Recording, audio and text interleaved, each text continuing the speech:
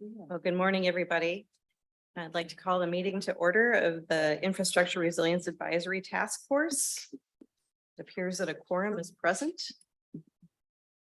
So my name is Jean Wallace. I'm the Deputy Commissioner and Chief Engineer at the Minnesota Department of Transportation, and I am serving as the convener of our initial meeting this morning. And I've worked together with the Legislative Coordinating Commission on putting together this first agenda and our first meeting of the task force. So welcome, everybody. We're going to start with some welcome and introductions. And I'm going to suggest that maybe we just go around the room first, and then we have some folks online as well. So I'll start to my right. If you just want to introduce yourself, share why you're interested in the task force and what you hope the task force will accomplish. Very good. Well, I am not Mike Zastupol. I am Meg Moynihan, but I'm here on his behalf. We are at the Minnesota Department of Agriculture. Mike is a new father, and so I had an early morning text asking if somebody could cover the infrastructure task force.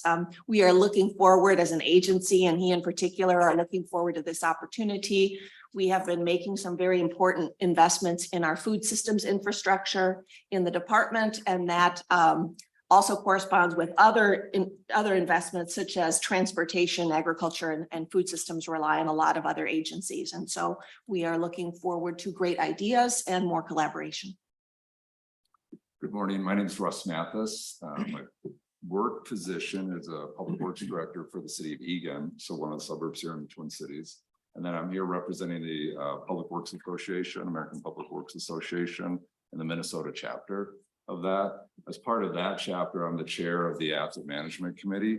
So I've been working on asset management for roadways and water, sanitary sewer, and storm sewer for about 35 years. I'm kind of passionate about it and interested in. Representative Cagle allowed me to speak to one of the committees that she chaired earlier when Michigan Infrastructure Committee, our council folks spoke as well. So I was really excited to hear what they had to share, and think that that may be something along the lines that would be good for the state of Minnesota. So happy to be here and provide the information and experience I have, but also help this come to fruition. Good morning. My name is Bree Mackey, and I am the executive director at the Office of Broadband Development at DEED. I'm here representing DEED as a whole. The Office of Broadband Development is in a busy time doing our infrastructure plan for our IIJA funding. And so with that, I'm representing DEED again as a whole, but knowing broadband has a lot of infrastructure money happening. And part of our planning is also to look at resiliency planning. So happy to. Hi, everyone. I'm Samantha Minkler from Minnesota DNR. I'm the capital asset manager, and my team works to continually evaluate our assets to make sure they're more climate resilient. And I'm just happy to represent the DNR and work with all of you. Hi, Tom Dicklich. I'm with the State Building Trades. Obviously, we have a great interest in infrastructure around the state with all the investments that the legislature has done. Thank you for that. There's a lot of money going into infrastructure. Coming from a past career as a city administrator for nearly a decade. This is large scale what Minnesota sees across the state, what we saw in a small town.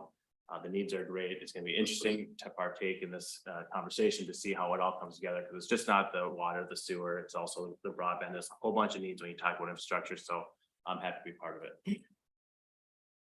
Good morning. My name is Laura Ziegler, representing Associated General Contractors of Minnesota. So we're a statewide association. We have highway heavy contractors as well as our commercial building contractors. So they build everything in the state that's already been discussed here today. So really, I want to be your resource here on the task force. We are so fortunate to have a strong contractor community here in the state. We have anywhere from family-owned businesses, small contractors, large contractors that do national, sometimes international work. So we have a broad range of perspectives, and we hope to be that resource for you as we talk about moving forward to make our infrastructure even more resilient. Morning, my name is Brian Olson. I'm from the Minnesota Division of Homeland Security and Emergency Management. We really have two irons in the fire, if you will, on this. Number one is we execute FEMA's Federal Emergency Management Agency. We execute their public assistance program which is a program designed to help communities recover from disasters. And the specific mitigation program that goes along with public assistance. In addition, we execute all of the other FEMA mitigation programs that are there to help build resiliency in infrastructure, publicly owned infrastructure. Thank you. Good morning. My name is Sandeep Burman. I'm the Drinking Water Administrator for the state of Minnesota, which is in the Department of Health. We essentially are the public water supply program for the state. The public water supply is really an artifact of the natural systems and the infrastructure, the built environment. And both of those have great needs to be hardened and made more resilient. A lot of our work is on the water quality side of things, which has impacts from extreme weather. A lot of our work is on keeping the infrastructure up and running that delivers public water. So we have been really stepping up our efforts as far as hardening the system, making them more resilient. A lot of training, a lot of funding, stepping up our own field work in terms of inspection and surveys. And obviously a growing area for us is the nexus between clean water and sustainability, green engineering, particularly renewable energy and clean water. There's a very clear nexus there. So this is a great opportunity for us to hopefully continue to strengthen our programs and contribute to the group as well. So happy to be here. Hi, everyone. I'm Dana Vanderbosch, and I'm the Assistant Commissioner for Water Policy at the Minnesota Pollution Control Agency. And the work that the MPCA does related to infrastructure is like a companion to the MDH's work. Primarily, we work with wastewater and stormwater infrastructure and its water quality benefits. But more recently, we've been shifting our focus to climate resiliency of these systems. You know, more frequent and heavier rain events is having a really big impact on communities in terms of overloading wastewater plants and overloading stormwater infrastructure. So we work closely with the Public Facilities Authority to funnel state revolving fund and, you know, state funding, state bonding to communities for that kind of infrastructure work. And then in this past legislative session, we received a very large appropriation to build climate resiliency in communities.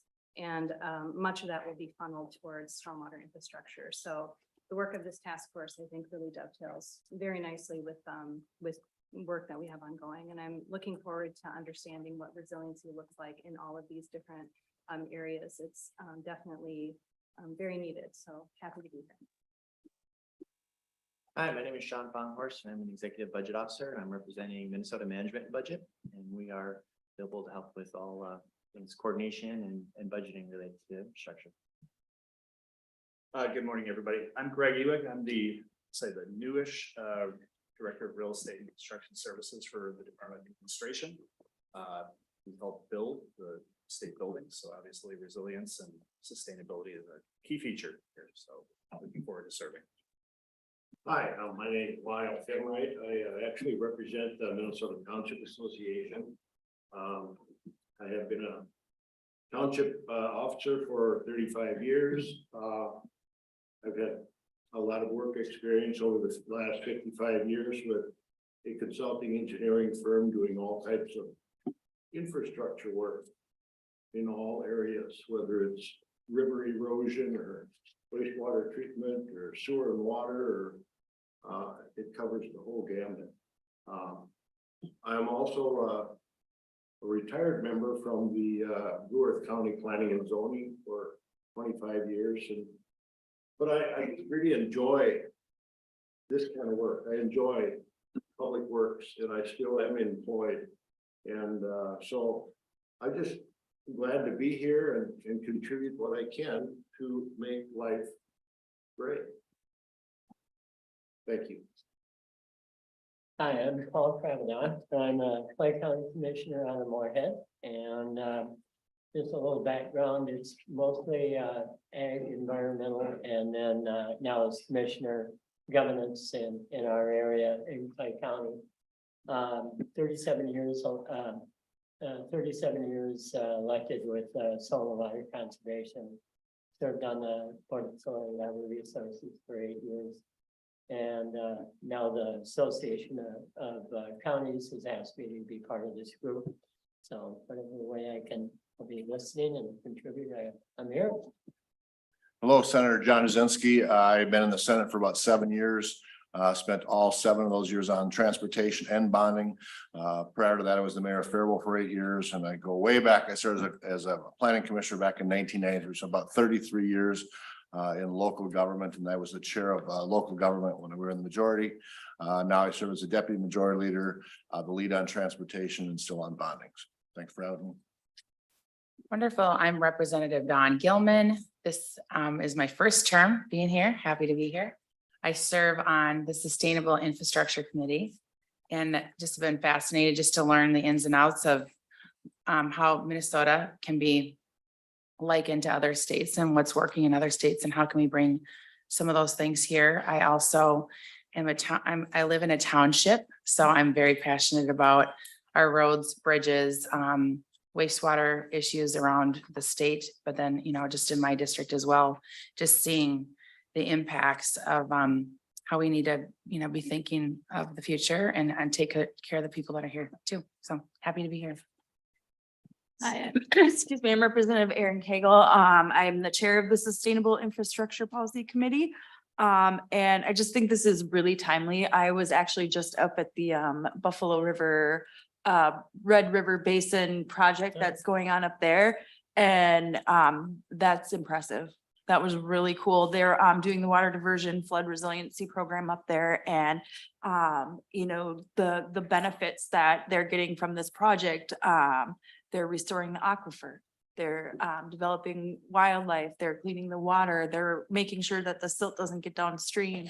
And there's just so many layered benefits to a project like that. And so I'd really like to see more projects like that. And I think, also making sure that we're getting the biggest bang for our buck when it comes to our projects that everybody's going to get so sick of my griddle. But, making sure that we're getting quality builds from the get-go and not buying, the cheap Black Friday griddle that burns your bacon. And so I'm just really excited for all this work. I want to see how agencies and some of the things I didn't even think about, like food resiliency. I think that's a really cool concept. And just the weird way my brain works. I'm rereading this book for the 3rd time. It's a fiction book, but they talk about 100-mile buffer around an area. And if you can't get everything you need within that 100-mile buffer, it's not a good, sustainable, resilient system. So I'm just kind of looking forward to the work that we're going to do together. So thank you very much. Great. Thank you, everybody. I'm going to go to the online folks next. Member Manderfeld? Good morning. My name is Chris Manderfeld. I am the utility director for the New Ulm Public Utilities, which is about 90 miles south of St. Paul. I appreciate you allowing me to join via Zoom today, just with my schedule worked out, but I look forward to being in person with you. I'm here as a representative of the Minnesota Municipal Utility Association, which is a state organization that advocates for municipal utilities for the state of Minnesota. So I have about 30 years of experience in the utility industry. So I look forward to working with all of you. Thank you. Member Burdette? Good morning. My name is Jessica Burdette, and I represent the Minnesota Department of Commerce today. I am the director of the Office of Energy Reliability and Security. I think part of why I am here today, within my office, we operate under a framework of planning, preparedness, and response for energy-related emergencies. And as part of that, ensuring that we have good practices to mitigate those emergencies and focus on the resilience of communities and infrastructure in the face of reliability or security constraints is important. So I hope that with that perspective, we're able to provide a valuable contribution to this effort. And I too apologize for not being in person today. We have our first round of new kindergartner related illness moving through the house this weekend. So I appreciate the opportunity to join remotely. Thank you. And Member Shea? Morning, Bria Shea here with Xcel Energy. I'm the Vice President of Regulatory Policy for our Upper Midwest here. And yeah, Excel's got a vested interest and long history in being involved in the resiliency and of the infrastructure of the state. So appreciate the opportunity to be here. And I'm in a similar boat to Jessica here, going through some illness from school starting. So I thought I would keep at home and look forward to being there within the future and appreciate the last minute pivot to allowing me to be online. All right, thank you very much, members. Appreciate the introductions and to learn your backgrounds and what your interest is here. With that, I'm going to ask Evelyn to introduce herself. Before we do that, Senator Carlson has come in, so we'll have him introduce himself. Thank you. Thank you. My name is Jim Carlson. I'm a state senator. I represent Burnsville, Eagan, Mendota Heights, and the city of Mendota. And I've been in the Senate for 15 years. First elected in 2006, and then a two-year hiatus, and then come back in 2012. I'm a mechanical engineer, and I've been 30 years in 2 Fortune 500 companies. The Fortune 500 companies were Ecolab and 3M, and these are companies that saw the need for early investment in both the technology and capital equipment, and that's what made them successful. And I'm hoping here that we can recognize what it takes to both invest in the future and also how to fund that. That's extremely important to me because we sometimes fall behind on the investment, and we don't realize that it takes some time to catch up. So I'm really happy to be part of this, and I hope I get to know each and every one of you. Thank you, Senator Carlson. My apologies for missing you. I saw you come in and didn't see where you went. So. Go ahead, Evelyn. Hello, I'm Evelyn Weiner. I'm with the Legislative Coordinating Commission.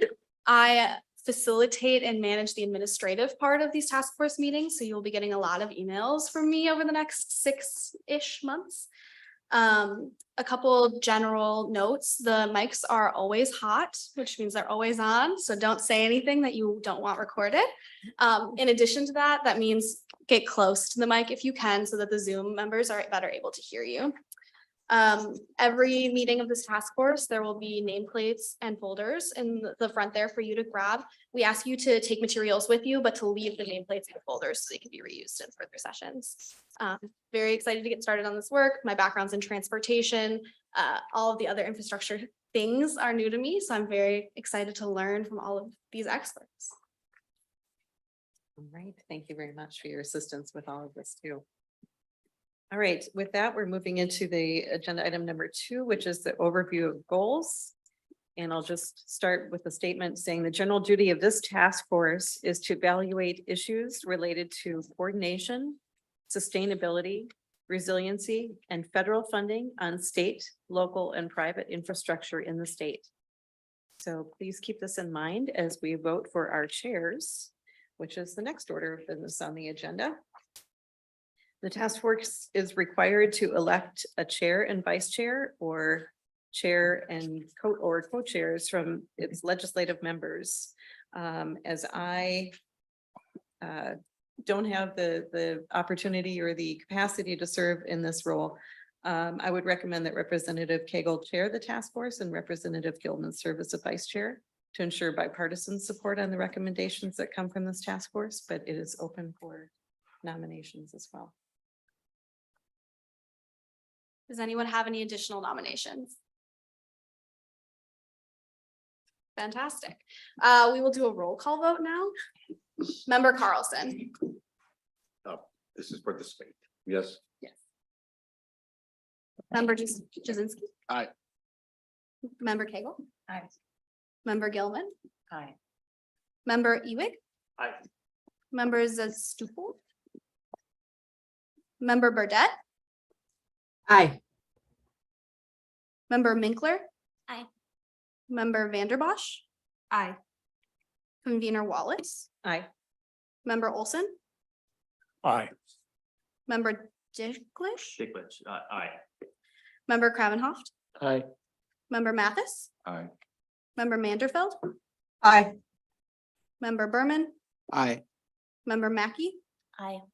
Member Fanhorst. Aye. Member Paulson. Member Fimray. Aye. and Member Ziegler. Aye. Oh, and Member Shea. Aye. All right, it appears to be unanimous. Thank you, thank you. Thank you for agreeing to serve. All right, we'll move into item number 4 then, which is the nonpartisan staff overview of the enabling legislation. And Evelyn will lead us through that.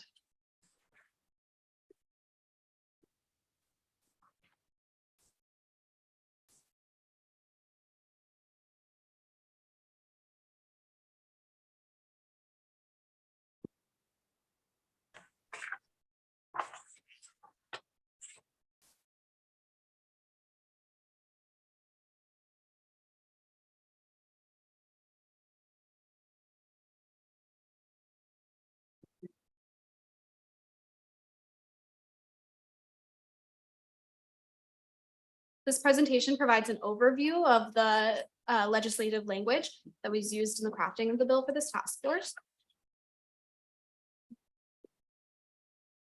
The general duty of this task force is to evaluate issues related to. Apologies, I was muted on Zoom. The general duty of this task force is to evaluate issues related to coordination, sustainability, resiliency, and federal funding on state, local, and private infrastructure in the state. The more specific duties of this task force are to develop objectives and strategies to provide for effective and efficient management of state, local, and private infrastructure, enhance sustainability and resiliency of infrastructure throughout the state, respond to and mitigate the effects of adverse weather events across the state, including natural disasters, droughts, and floods, and to provide for equitable treatment in areas of persistent poverty and historically disadvantaged communities. It's also to identify approaches to enhance infrastructure coordination across jurisdictions, agencies, state and local government, and public and private sectors, including in planning, design, engineering, construction, maintenance, and operations. To identify methods to maximize federal formula and discretionary funds provided to recipients in the state for infrastructure purposes, and to evaluate options for organizational design of state agencies to meet the purposes above, including consideration of options for establishment of a broad council, office, or other agency, models in other states, and develop findings and recommendations related to the duties specified in the subdivision. The administration of this task force to elect its own chairs at the first meeting. The members of the task force serve without compensation, and they are subject to the Minnesota open meeting law under Minnesota statutes, chapter 13D. I will open it to any questions that any members have on the enabling legislation. Any questions? Fantastic. All right, thank you very much, Evelyn. So with that, we can move into agenda item number 5, which is an overview of data practices and open meeting laws. And Casey Carmody will be our senior policy analyst, will provide an overview on that. Good morning, members. My name is Taya Moxley Goldsmith. I am going to be filling in for Casey Carmody today. I am going to share my screen and hopefully you will be able to see my slides.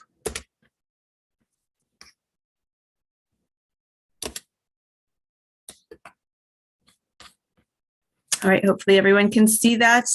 Good morning again. Thank you so much for having me here today to talk about the open meeting law. For those of you who have served or are familiar with local public bodies, the laws around state level public bodies are a little bit different. So you might see a little bit of difference there if you are familiar. You will have Evelyn and the great folks of LCC to help you with the sort of administrative items related to the open meeting law, but as the voting members, you are on the hook for making sure that it is followed. So it's important for you to know what the requirements are.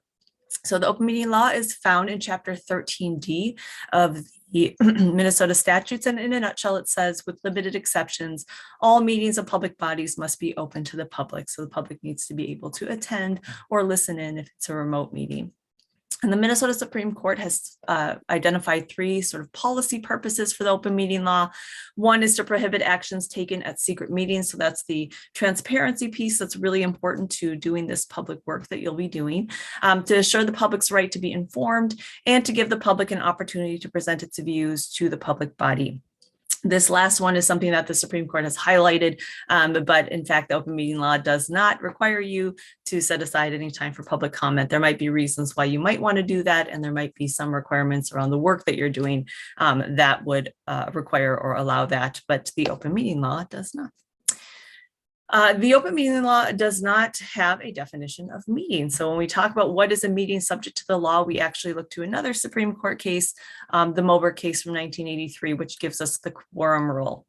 And these are gatherings that are subject to the law and all the requirements that I'm going to mention. And it has two parts. Basically, it's a quorum of voting members. 1, 2, that discuss, decide, or receive information related to official business. And so the important things to remember are about the numbers and the activity. If there's a quorum or more, and you're discussing, deciding, or receiving information related to the business of this task force, you are having a meeting and it's subject to all of the requirements of Chapter 13D. If one of those or both of those things are not true, then you're not having a meeting and it's not subject. So for example, things that are not subject to the law, gatherings of less than a quorum. If there are less than a quorum of voting members, and you're not having a meeting generally. You can put a pin in that. I'm going to talk about it a little more in the next slide. Chance or social gatherings, if you're all together and you're at a retirement party or you're at a social function, as long as you don't talk about business, it's fine. Always with that one, you just want to be aware that, you know, for public folks who are very interested in the work of this task force, if they see you all together, they're going to assume you're talking about business. You may not be, but it's important to remember and be intentional when you're all together to make sure that either it's a noticed meeting or you're not talking about business. There's some guidance from the Attorney General's office and from the Department of Administration where I work that says that training and team building activities are generally not meetings as long as you're not talking about business. Again, keep in mind that public perception when you are together or when there's a quorum of folks who are talking to one another. I also wanted to note, I want to go forward just 2 slides real quick here to talk about some special considerations around the open meeting law. Use of email. Again, you want to think about the number of people involved and the activity that you're involved in. So for emails, when it starts to look like you're having a discussion and there's a quorum of you involved, you want to make sure that that starts to look like a meeting. And of course, if it's on email, it's probably not noticed appropriately. So there is an advisory opinion from the Commissioner of Administration from 2009, where there was a public body where all of the voting members were on email. They were talking to each other. They were trying to decide whether to send a press release. They talked about language that they were going to use, and then they eventually did decide to direct the executive director to issue that press release. And so in that one, the commissioner said she did think that that looked like a meeting, and that was a violation, of course, because it was not noticed. So one-way communication with you between the chair or the LCC with Evelyn and the folks that you're going to be working with is probably fine, I should say. But when you're talking to one another, just be aware and be intentional. Really avoid that kind of reply to all situation where your emails are starting to look like discussions. Even if you're not making that final decision, just remember that discussing official business with a quorum or more is a meeting. As I mentioned, generally meetings of less than a quorum are fine. So 2 or 3 of you can talk. You can even talk about business. That's generally going to be fine. Where it starts to get into a gray area is related to serial meetings, where maybe 3 of you are talking and then one of you leaves and goes and talks to 3 more people. And suddenly, the numbers are starting to look like a quorum. So if you are having those types of serial meetings, to avoid public meetings, to fashion an agreement outside of an open meeting, that might be a violation. The Supreme Court has identified that serial meetings can be violations of the open meeting law.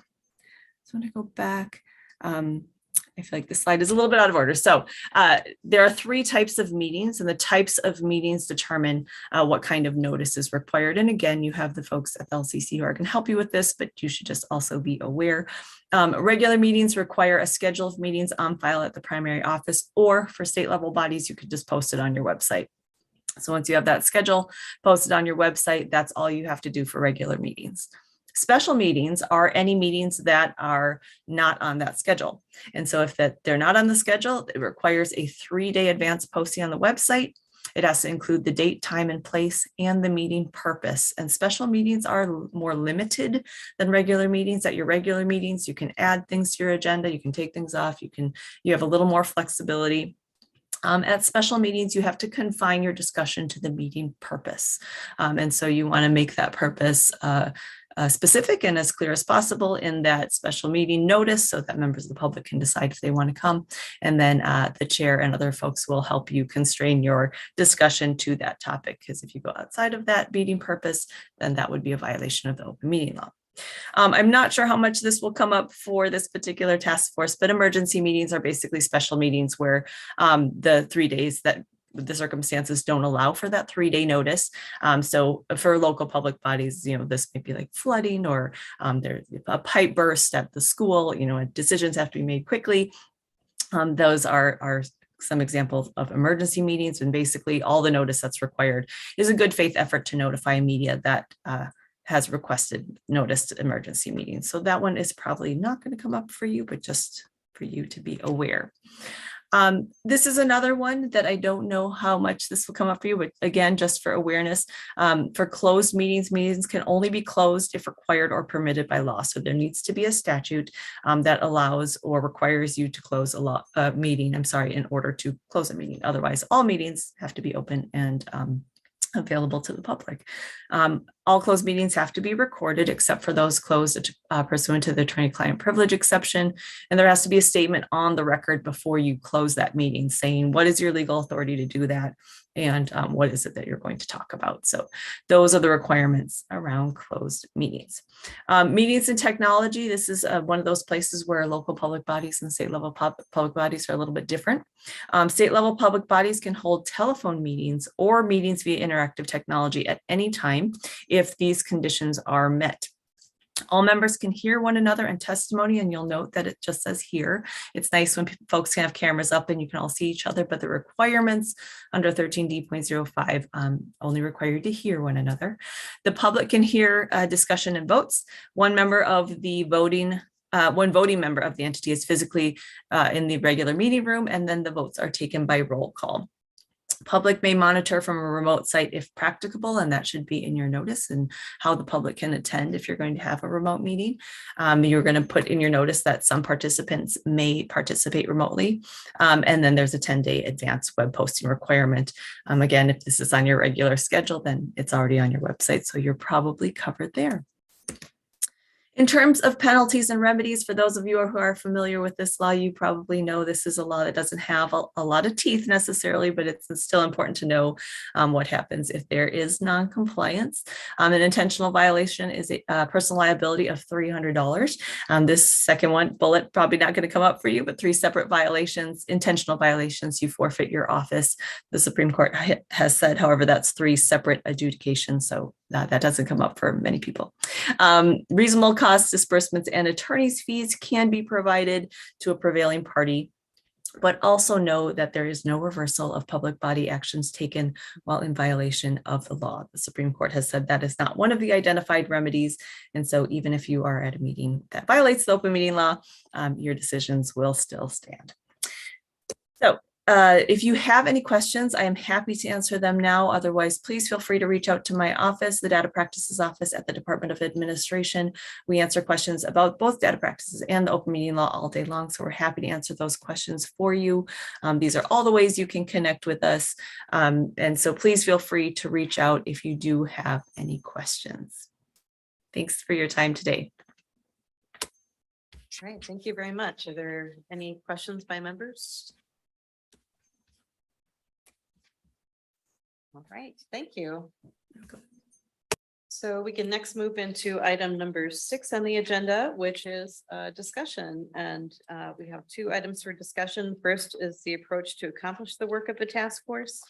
And second, future meeting topics and schedule. Let me go first to the approach. Items for discussion. Well, I was just thinking, approach to accomplish the work. I don't know if everybody got a chance to see the Michigan Infrastructure Council, but I think it might be a good idea to maybe bring them in and do an overview of what they've been doing in Michigan.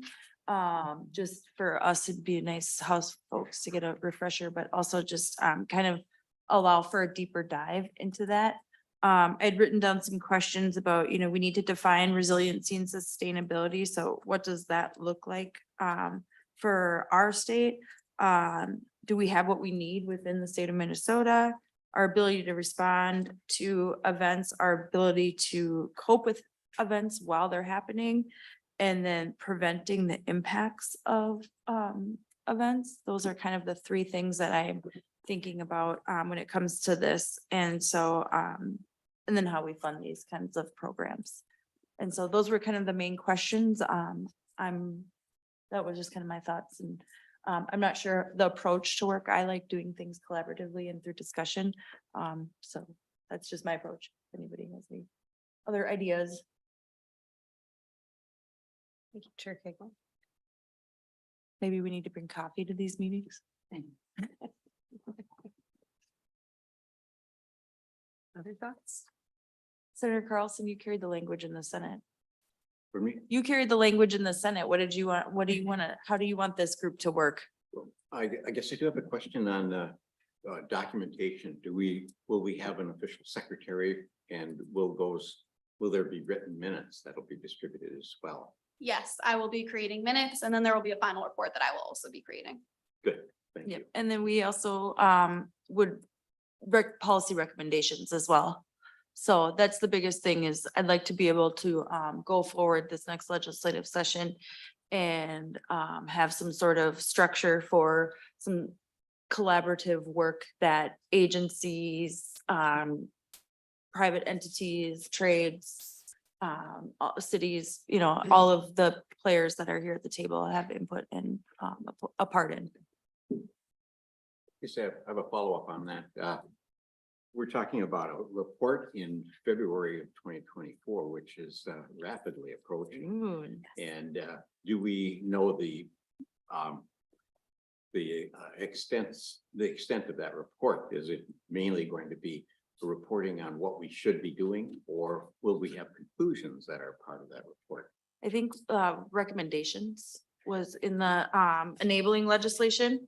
And so, as far as reports go to the legislature, we always get a chance to mess with it. So, but yeah, I think the thing that I would like to see come out of this is a policy recommendation to the legislature with maybe language, if we get that far, that is something that we all agree on and can get behind and push to make sure that we're getting the coordination that we need across sectors.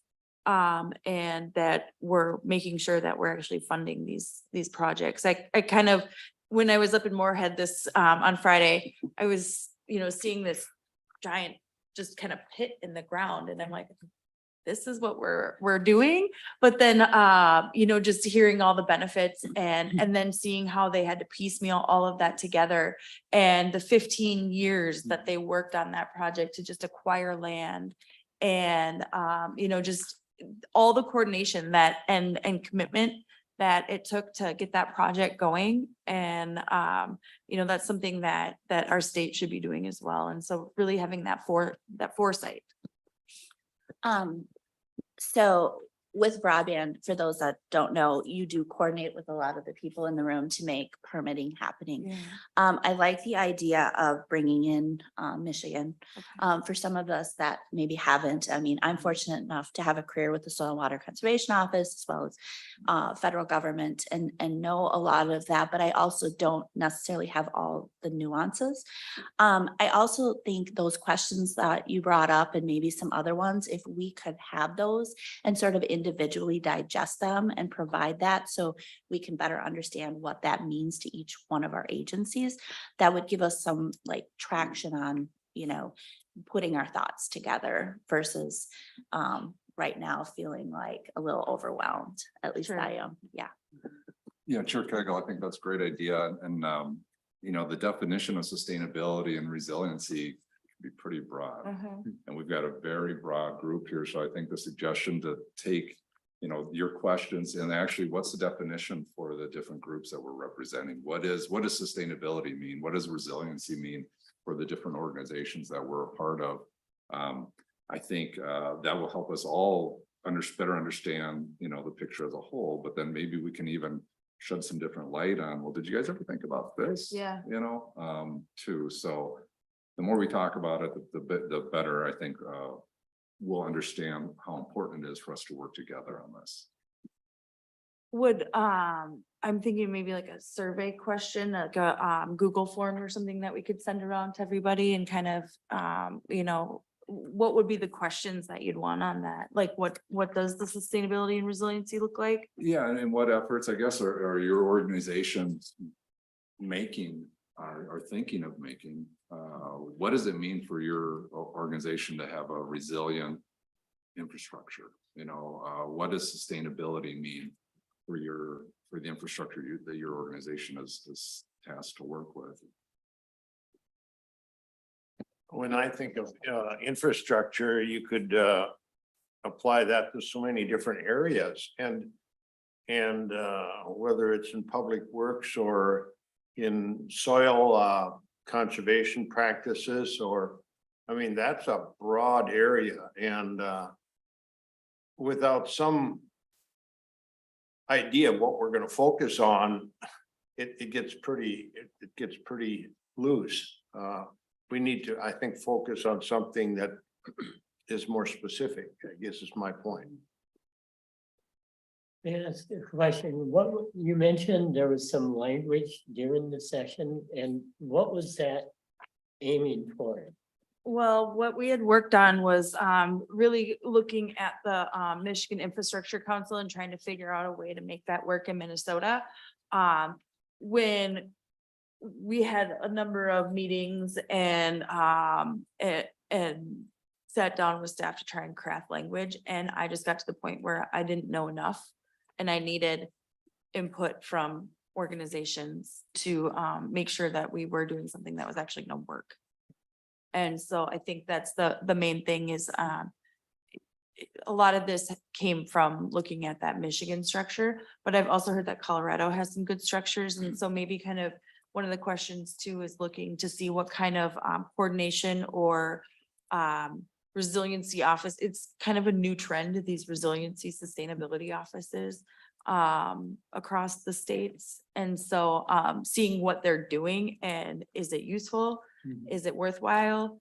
And how can we make it a tool here in Minnesota that not only helps bring projects into our state, but I think the big thing is like a lot of these smaller communities, and this is something we talked about a ton in our committee, don't have the resources. You know, when I was in Moorhead, you know, we're on these flat Breckenridge, you know, where there's less than 1,000 people or and so they don't have the population to help these projects come to fruition. They don't have the staff in the cities to write these giant grants for federal funding. And so how do we as a state step in and make sure that our communities are getting their needs met and that we're coordinating and making sure that these communities that have really high impacts from some of these weather events are because the thing I found so crazy about the Red River project is, you know, they're so far downstream, but that helps East Grand Forks, Fargo, Moorhead, Winnipeg, you know, all of it. And so it's really literally like going upstream to try and fix the problem. And so that's where I think about, you know, we need to go upstream so that we're preventing, you know, my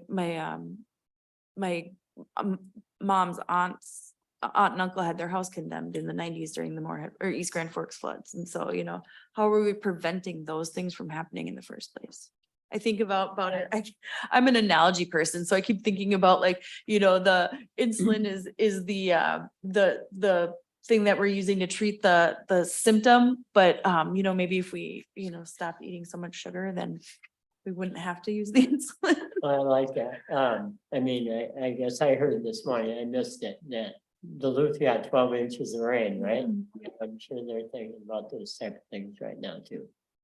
And then not only that, but then, you know, we're seeing the, you know, flooding in the spring and then drought by July. Right. So how do we make sure that we're using, I really think these nature-based solutions too, and then technology, I think are gonna be really, really cool. I have Cummins in my district. And so, you know, lots of hydrogen engines and electrolyzers. And so it's, you know, how can we use new technology? I just wanted to point out that a year ago, the state released the Climate Action Framework, and this was a framework that many, many state agencies participated in, and there was advisory groups. And so there's a chapter on resilient communities, which, I have played a big role in.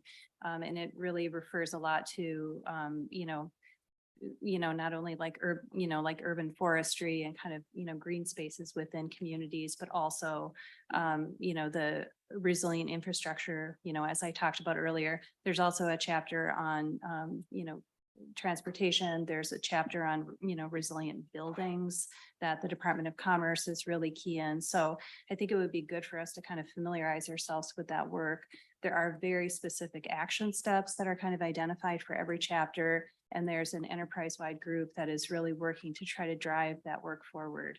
And so I think just having some awareness of that and how, some of the funding that's being tapped into to kind of move some of that work forward, I think would be helpful. If I may, so there's a link for that right now. Is Yeah. that possibly something we should be sent?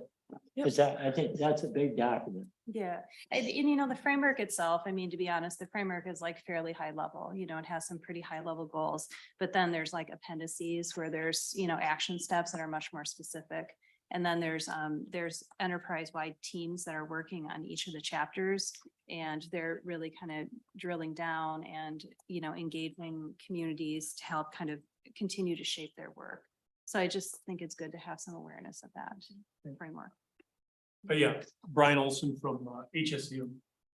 This document that we have, this Minnesota Session Law, Chapter 62. If you look on page 2 toward the bottom, it says duties of this task force.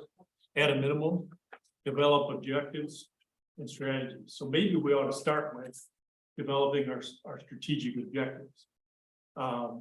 Some examples could be, if you will, gaining a common understanding of all the efforts that are already going on. You talked about Michigan. It could be gathering lessons learned or best practices that others are using. That could be another objective. I just think if we keep it a high level at first and figure out where we're going with this before we start getting into detailed stuff, because eventually that'll cause you to just go down into a rabbit hole. And just a thought. Chair Cagle, in addition to some of your questions, like do we have what we need to cope and to respond and to deal with impacts? I would suggest we think about looking at where are our vulnerabilities, looking into the future. For example, we were absolutely smacked during the pandemic by the shutdown of meat processing plants and the financial and human toll that took, and livestock toll. We had millions of animals that were euthanized for that reason. So I think looking around to see where our vulnerabilities are and where we need to be investing energy and resources. And again, if I could add on to that, a lot of work has been done in our arena anyway, through what we call the fire threat hazard, something risk assessment. I forget what, integrated risk assessment. But from our standpoint, it's an infrastructure thing, because that's what our programs are designed to help, right? Public infrastructure. But there are other agencies, Right. and ag is a great one. They have done a lot of risk assessment in a lot of areas that we need to take a look at. So again, I think we need to level the field across this whole group so we all understand all the pieces of that. The work that's already been done. Yeah, and we did a pretty deep dive during our committee process on what the different agencies and stuff were doing. And I think that's one of the problems that we want to figure out is what are they doing and why are they siloed, kind of type of thing. The new term is cylinders of excellence. There you go. But I think that's the thing, because as we started digging in, we saw that agencies were doing things, and organizations and counties and utilities are doing things. It's just that they're all doing them independently. Yes. And so how do we make sure that, when the roads are getting dug up, that we're laying broadband conduit?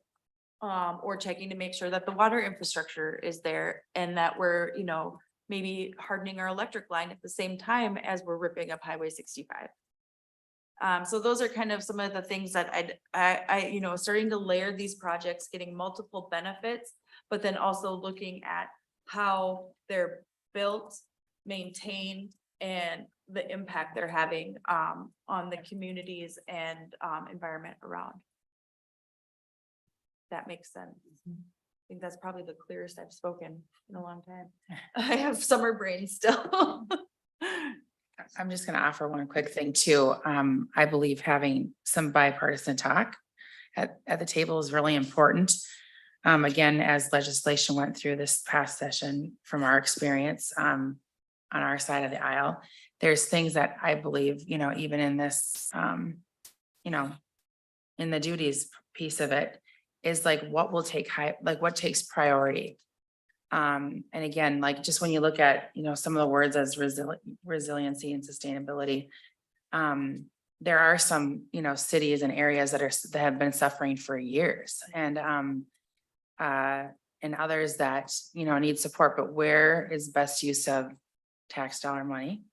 What makes the most sense, you know, for the long haul? And, you know, it's going to take a lot of work, and we'll get to know each other really well. And so I also would just recommend that food would be brought in too. I'm teasing.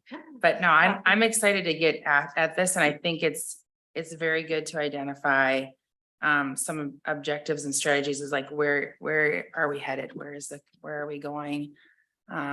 Instead of just kind of, you know, picking out little things here and there, and understanding that when we put things into statute, this is what I'm learning, it's very hard to undo things.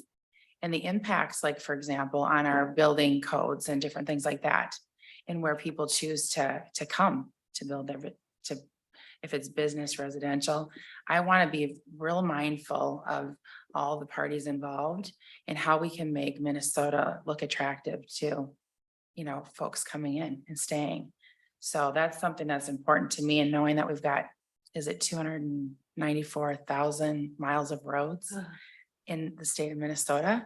And how can we, through transportation, how can we fund and help out, you know, townships? How can we help out and maintain our roads and bridges, for example, and things like that, that also have an impact on our rivers or stream, everything, the watershed areas, all of that. So that's really a big priority, and I'm excited to lock arms with all of you here and have conversations. It's great that we go through the open meeting, knowing that we can actually have one-on-one conversations with people. And, you know, again, me being new, I have experience, you know, 6 years on city council back in the day, and just understanding processes and policies, and knowing that, you know, it is boots on the ground. It's people that are working together to get things done. And yeah, so I'm excited about that. And I just thinking about that, about the business aspect and the folks, again, going back to this Moorhead thing, so glad I went on Friday. But in Breckenridge, once they get their levy certified, then the businesses don't have to pay for flood insurance anymore. So that's gonna save, and the residents, that's gonna save them so much money. And so just, you know, how these big projects start to have these trickle down effects, and how it's, you know, it's pretty cool to see. So, and I think one of the things too, going back to the climate action plan and the climate cabinet, that was one thing that we looked a lot at during the session. But the problem that we kept coming back to was that they're all appointed by the governor's staff. And so we didn't want it to be something that was, you know, political or partisan. And so that's really why we kind of came to this conclusion that we really needed the task force with people who, you know, are on the field, boots on the ground type of thing. And so we kept going back and forth. I really liked the outcomes and the goals of the climate action plan. But I think, you know, we need to have it more of a collaborative and process that everybody buys into. And if I can just comment, so again, I think going on Dawn's philosophy of being bipartisan, and I'm a commercial real estate broker by trade. I've been in it for 30 years. So I look sometimes at Minnesota, we all want to be resilient, we've all been responsible. I totally get that. But we also don't want to be so restricted, we're losing business out of Minnesota. And I've heard that many times in industries looking at Minnesota, but sometimes it's, there's just too many things, too much red tape and too many restrictions on business. So to try and find that balance, because I think we have to have that balance. I totally understand. I've been on bonding tours and looked at infrastructure projects and trails and you name it. I've been all that. But I think we also got to make sure we have the business in our mind as well to find that balance, to make sure that we're not making Minnesota too restrictive, that businesses are going somewhere else. So that's why I'm interested in this as well. So that's my input. Streamlining permitting. Yep. So, and following up on that, and I think part of it is, I think I heard you say streamlining permitting. A lot of it is, I don't know how long this Moorhead project took. I think someone said 15 years. Just for land Yeah, acquisition. and so part of this is whatever. 7 years to build. Yeah, so whatever we do within this group, we have to keep that in mind, along with the red tape and the processing, because we know we have permitting issues. So what we come up with, and if there are real solutions, we have to be cognizant that there might be a permitting issue or the timeline. Because it doesn't do anyone any good for a project to take that long to get done. So between the permitting and the timeline, I think we really need to keep that in mind when we're discussing this as well. Yeah, not to overstate that, but so we're charged with $652 million in infrastructure projects over a 4-year period, and I need to have strong partnerships with all the agencies. And I think one thing, hopefully, with another question in there is I totally respect and understand that each agency has different restrictions and requirements and priorities and all of those things. But I do like the idea of making sure that as a state, we sort of set those in a way that works for everybody, because I can't and our office cannot do this alone. And I think about the contractor pieces of that. If we don't have a solid plan and projection of our contractors across state doing this work, the contractors leave.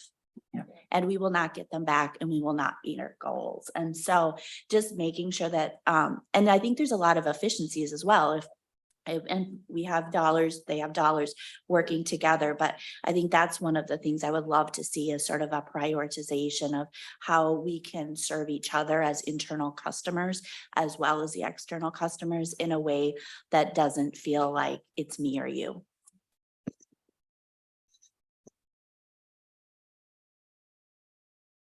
Who hasn't talked yet? I want to hear your voices. You guys have any thoughts on what you'd like to see come out of this, or the process? I guess the process and then meeting times and schedules is something that we need to go forward with. Okay. So I think what we'll do is kind of get a form out, kind of a survey type thing, and maybe you and I can work on some of the questions together. And on what it looks like for each organization. And then the vulnerabilities thing, I think that almost doing like a SWOT, and then we can get on the horn with the Michigan folks and see if they can come and present again to us. And then I guess the next thing is our next meeting then. We do have to do the report, so we have a short window of time. Is it would like every other week at a standard time, hybrid meetings be sufficient, or do we want to break into well, I suppose we'll have, if we want to set up subcommittees or something next time on issues, that would probably be a good time to address that. Should I just send a doodle poll out and see when the next meeting was? Okay. Anything else? No, I think that was it for our agenda today. Okay, quick and. All right, well, I'm glad I think the next thing is just to kind of come back with the common goals, and then figure out how we can kind of get some sort of Minnesota infrastructure council set up, right? No, you speak of the Michigan example. Is that available for us to review? Yeah, so I can, Or another one as well? I mean, Yes. it gives us some steps that we don't have to go through. Right, so what I can do is I can send out our, the presentation that we had during our committee hearing, over, the legislative session.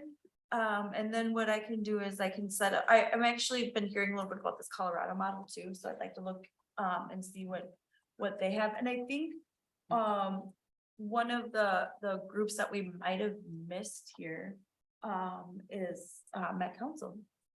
I think they should be part of it. Because they are the MPO planning agency. But I don't know, what do you guys think about that? Maybe we Carol. wait, maybe I we feel like wait we until should they're wait and organized. see. I think that would be my vote, is that we would wait Yeah. and see how. Well, I mean, yeah, but I was just thinking as far as the council Yeah. piece goes, but anyway, okay. Sure, Kegel. Yeah. I agree, but I agree with both of you. So you know, I am sharing information with my council representatives. as Okay. well, so. Yeah, and I'm thinking maybe we wait until after the legislative session to see what kind of stuff comes out with the task force on Met Council governance. I think- That's gonna be a fun one, Sorry. isn't it? Yeah. Any other questions? Jim Carlson, and I guess I heard it, but I'm not sure if we settled on it, that whenever there's minutes put out, that we have the links to these reports that we Sure. talked about, so that, that can save us time from searching to see whether we already have it or whether it's immediately available to us. So links are gonna be really important. And they'll come from you. Yes. So Evelyn, what I'll do is I'll get some information about the Michigan Infrastructure Council to Evelyn. A link to the presentation from our committee hearing. And then the Google form on the resiliency, sustainability, what that means, and then doodle poll for next meeting. And Chair Hagel, I realize that this is a very accelerated timeline for this task force. But hearing you talk about your experience several times visiting that project that you visited, balancing with the fact that time and resources are always a challenge, could we keep our eyes open for opportunities for members to visit some innovative infrastructure projects going on, or perhaps collaborative infrastructure projects, maybe once, maybe occasionally as part of this process as an experiential learning opportunity? Are you Canadian? No. Oh, I'm process. Oh, I listen to a lot of Canadian news. I think that's why that comes out. Yeah, no, I think that's a really good idea if we can maybe find some projects that, or if anybody knows of projects that are happening in your communities that, would be kind of fit in this. I think that's one of the key things is like, I didn't even think about food resiliency. I'm thinking about like our built environment and so there, or, drinking water. So I think there's obviously a lot of things that, blind spots here. Craig? do you think there was Yeah, something? sure. Would it be helpful to, University of Minnesota is doing a fair amount of work. There's some overlap with B3 and some sustainability and resilience, worthwhile and inviting them to this conversation, or might be some topics that may have some overlap here. Yeah, and we've been working with Humphrey and CTS on the small communities grant program, another one that Senator Carlson authored in the Senate. And so, yeah, I think definitely a good idea.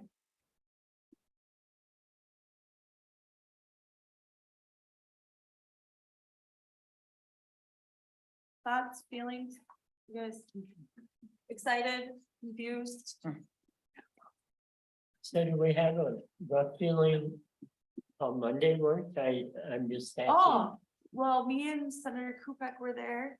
No, I meant for this. It's like We met on today on a Mondays. Monday. Yeah, So. I Mondays would just be kinda- great. Huh? Mondays would be great for me. do Mondays work for you guys? It is for me. All right, well, we can kind of aim for Mondays at maybe, does 9 work, or do people want to go a little later? 9 works. 9? Okay. All right, well, we'll just aim for that then, for the next time, and if anything pops up, are we always in this group?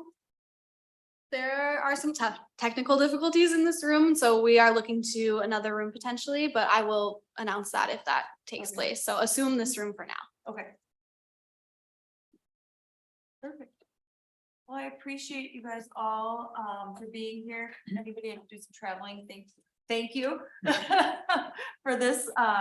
Yeah, do you want, you guys done or Jasinski, did you guys want to say anything? Nope. Senator I think I'm Carlson? good. Good. All right, well, thank you all for coming. I really appreciate it. Quick meeting to organize ourselves and Yeah, look forward to great. the work that we're gonna do. Great. Thank you. Thank you. Thank you.